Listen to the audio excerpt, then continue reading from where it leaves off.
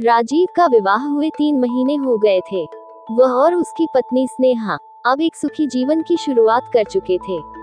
शादी के बाद राजीव का अपनी सास सुनीता जी से गहरा लगाव हो गया था। सुनीता जी का मृदुल स्वभाव और देखभाल करने की आदत ने राजीव को अपनी मां की कमी महसूस नहीं होने दी। एक दिन स्नेहा ने राजीव से कहा, मां की तबीयत कुछ दिनों से ठीक नहीं है। डॉक्टर ने उन्हें आराम करने को कहा है। सोच रही हूँ कि मां को कुछ दिनों के लिए हमारे पास बुला लूं। राजीव ने सहर्ष सहमति दी। ये तो बहुत अच्छा रहेगा, हम उनका ख्याल रख पाएंगे। अगले ही दिन सुनीता जी उनके घर आ गईं। राजीव और स्नेहा ने उनकी आराम की हर सुविधा का ध्यान रखा, लेकिन सुनीता जी की उम्र और कमजोर स्वास्थ्य के कारण उन्हें चलने फिरने में दिक्कत होने लगी। एक दिन सुनीता जी ने सुबह की सैर पर जाने की इच्छा जाहिर की, लेकिन उनकी तबीयत देखते हुए स्नेहा को चिंता होने लगी।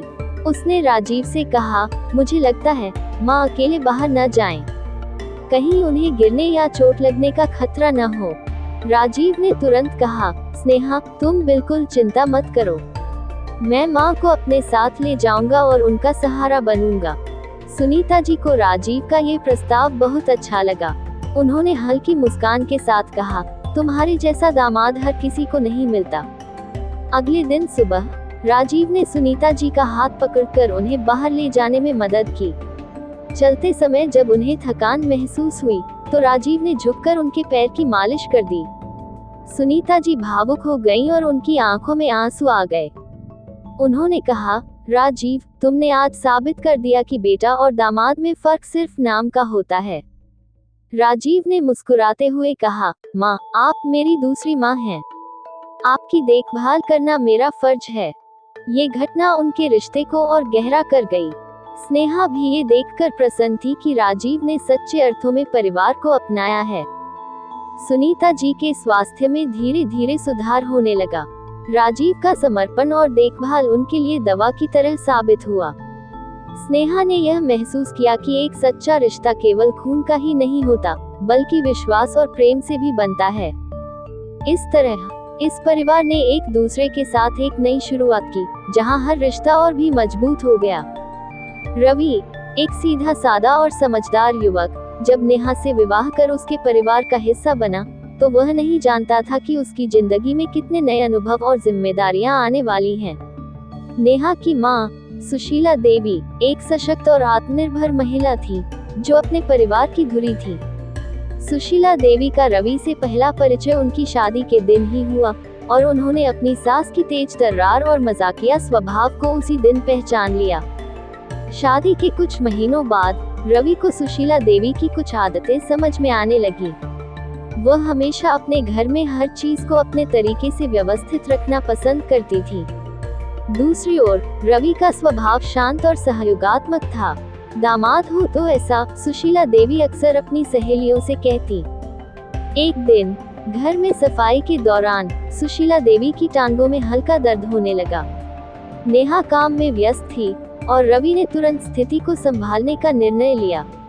उसने सुशीला देवी से कहा, मां जी आप आराम करें, मैं आपकी मदद करता हूँ। सुशीला देवी को ये सुनकर थोड़ी हैरानी हुई, लेकिन उन्होंने मुस्कुराते हुए कहा, तो फिर बेटा मेरी इस पुरानी कुर्सी को हटा दो, लगता है इस पर बैठे बैठे ही दर्द शुरू हो गया।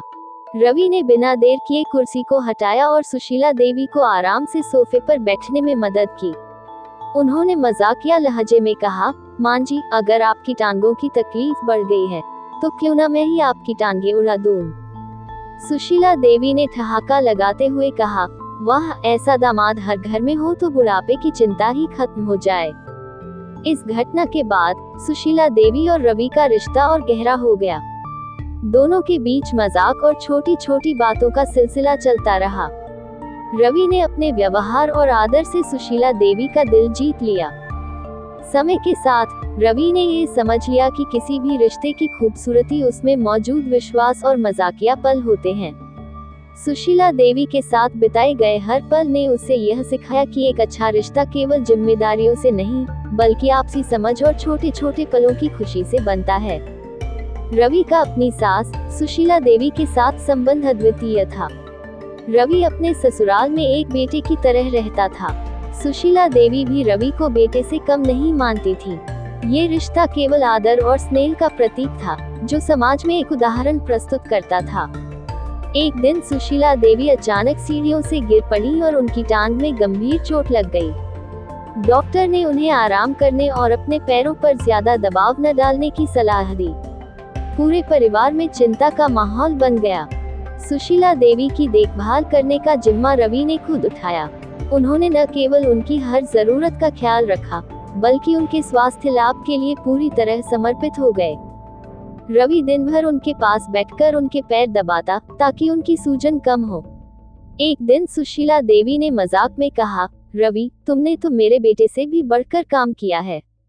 इस पर रवि मुस्कुराते हुए बोला, माँ, आपकी सेवा करना मेरा कर्तव्य है।